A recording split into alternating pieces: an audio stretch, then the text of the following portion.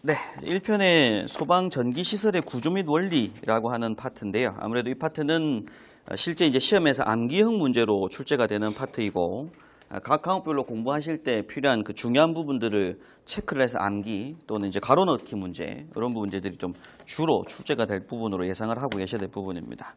자, 지금부터 이제 보실 부분이 그 전기 구조 원리 과목에서 공부하셨던, 전공 과목에서 공부하셨던 각 설비별로의 설치 기준을 한번 보시는 건데요. 자, 하나씩 보도록 하겠습니다. 네.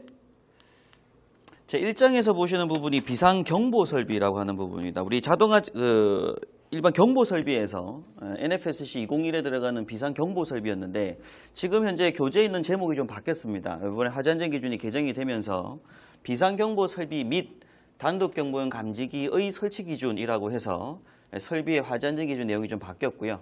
그래서 비상경보 설비라고 하는 게 예전에 설치주법에서는 비상벨 설비 및 자동식 사이렌 설비 이 두 설비를 우리가 비상경보 설비로 보면서 또한 단독경보용 감지기도 비상경보 설비로 포함을 시켰었는데 최근에 설치주법이 개정이 되면서 이 단독경보용 감지기라고 하는 게 별도의 다른 설비로 분류가 됐습니다. 비상경보 설비에 포함되는 게 아니라 그래서 이거는 이제 별도의 화재안전 기준이 있어야 되는데 양이 너무나 작다 보니까 그냥 화재안전 기준을 합쳐놨어요, 그냥. 그래서 일단 시험 문제에서 비상경보 설비의 종류라고 하면 요거 두 개입니다. 비상벨 설비하고 자동식 사이렌 설비, 요 두 설비가 뭐가 된다고요? 비상경보 설비의 종류가 되는 거고요. 요건 이제 별도의 다른 설비로 지금은 이제 해석을 한번 하고 계셔야 될 부분입니다. 자, 그런데 지금부터 이제 설치 기준, 기수 기준은 저하고 이제 같이 한번 공부를 하실 거고요. 실제 이제 비상경보 설비라고 하는 건 뭐냐면 수동식의 개념이에요. 그래서 이제 요건 별도의 뭐가 없는 상태냐면 감지기가 없는 설비로 해석을 한번 하고 계셔야 됩니다. 그럼 화재가 나게 되면 화재 감지기라고 하는 게 있는 게 아니라 사람이 발견을 해줘야 돼요. 화재를 발견하고 수동으로 발신기라고 하는 장치가 나옵니다. 조금 있다가 발신기라고 해서 여러분 복도에 보게 되면 이런 거 보신 적 있으시죠, 그죠? 누르는 누름 장치 있고요. 위에 이제 표시등 달려 있고 안에 경종이 있고요. 요걸 이제 단독 발신기라고 부르는데 요 발신기에 여기 누름 버튼 눌렀을 때 화재 수신기로 신호를 주게 되고 전층에 경종이 쫙 울게 됩니다.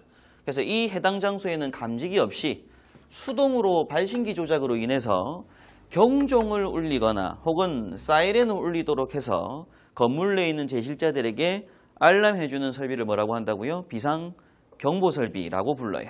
그래서 일단 여러분께 수동식 개념이다 라는 걸 한번 잡고 계셔야 되고, 이 단독경보용 감지기라고 하는 건 감지기잖아요, 그죠? 그래서 실제 이게 경보 설비에는 포함되면 안 되겠다 해서 이번에 설치주법이 개정이 되면서 이게 지금 서로 분리가 된 상태입니다.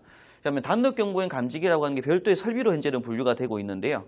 이건 말 그대로 감지기입니다, 감지기. 그런데 단독으로 경보하는 감지기라고 해서 얘는 화재 수신기, 그러니까 사람이 근무하는 근무지에 수신기로 선이 연결되어 있는 것이 아니라 감지기 자체에 배터리가 내장되어 있는 상태인 거예요.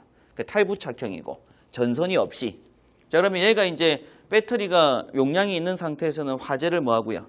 자동으로 감지를 하고 있다가 화재가 나면 요 감지기 자체에서 이제 부저 음향을 발하게 됩니다. 그럼 이제 제실자에게 이제 알릴 수 있도록 해주는 설비를 우리가 단독경보용 감지기라고 부르게 되죠. 그래서 일단 설비 종류 이런 것들이 있고요. 비상경보 설비에 들어가는 비상벨 설비나 자동식 사이렌 설비의 가장 중요한 부분 중에 한 개가 뭐냐면 이제 발신기입니다. 발신기. 누르는 누름 장치가 있어야 된다는 거. 그죠? 그리고 그 음향 장치라고 하는 표현이 이 중에서 뭐하고 뭐가 되는 거예요? 비상벨하고 사이렌하고 두 가지가 음향 장치에 들어가게 됩니다. 그리고 거기에 이제 전기 공급하는 상용 전원도 필요하고요. 실제 이제 나중에 보시겠지만 수신기라고 하는 장치도 필요는 해요. 자, 일단 뭐 하나씩 설비 기준을 보면서 공부하고 넘어가도록 하겠습니다. 자, 일단 제일 먼저 뭐 지금 교재에 지금 수정이 좀 안 된 부분이긴 한데요. 여러분께서 이제 가로 1번에 음향장치 설치 기준이 나오는데 그 위에다가 일단 먼저 이거부터 한번 필기 한번 하고 넘어가겠습니다. 제일 처음에 음향장치 설치 기준 윗부분에 빈 공란에 요거 한번 추가로 필기 한번 하고 지금 넘어가도록 하죠. 지금 한번 보고 한번 필기 한번 하시고요. 자, 비상벨 설비 또는 자동식 사이렌 설비는 여기 중요합니다. 부식성 가스 체크하시면서 이제 쓰시면서 또 진하게 체크 한번 하시고요. 자, 또는 습기 체크하시고요. 부식성 가스 또는 습기 등으로 인하여 부식의 우려가 없는 장소에 설치하여야 한다. 체크 한번 하셔야 됩니다.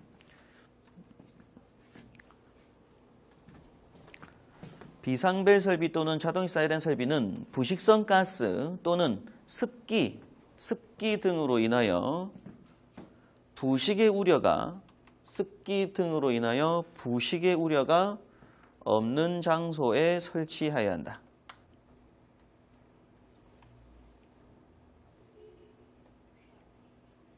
습기 등으로 인하여 부식의 우려가 없는 장소에 설치하여야 한다. 이제 가장 중요한 제일 첫 번째 조항입니다. 그래서 이제 이 비상경보 설비를 설치함에 있어서는 부식성 가스 또는 습기 등으로 부식 우려가 없어야 된다. 일단은 그래서 가로 넣는 걸로 꼭 한번 체크를 하고 넘어가셔야 될 문제고요. 이제 하나씩 그 중요 요소들에 대한 부분입니다. 그중에 첫 번째가 교재에서 보시는 것처럼 음향장치 설치 기준이 돼요.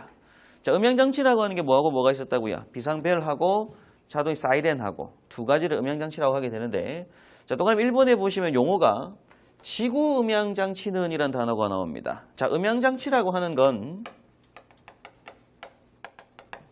일단은 크게 두 가지로 주음향장치라고 부르는 것들이 있고 지구음향장치라고 부르는 것들이 있어요. 주음향하고 지구음향. 단어는 한번 정리를 꼭 하고 넘어가셔야 되니까요. 이 주음향장치라고 하는 요 단어가 어디 들어가는 거냐면 화재 수신기에 설치되는 음향장치를 말합니다. 그러니까는 근무자가 상시 근무하는 장소에 보면 화재 수신기라고 하는 게 있게 되고 그 수신기에서 설치된 경종 같은 것들을 주음향장치라고 불러요.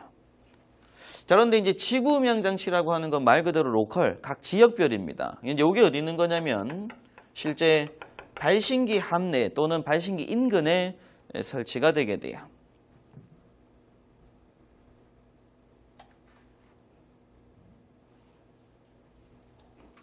자, 발신기라고 하는 게 앞에 잠깐 제가 그림으로 설명드렸지만 사람이 누르는 장치를 말하는데 요건 각 층마다 다 설치가 되어 있고 또 보행거리 몇 미터마다는 기준 나중에 나오겠지만 수평거리 몇 미터 이내가 되도록 계속 설치를 해줘야 돼요.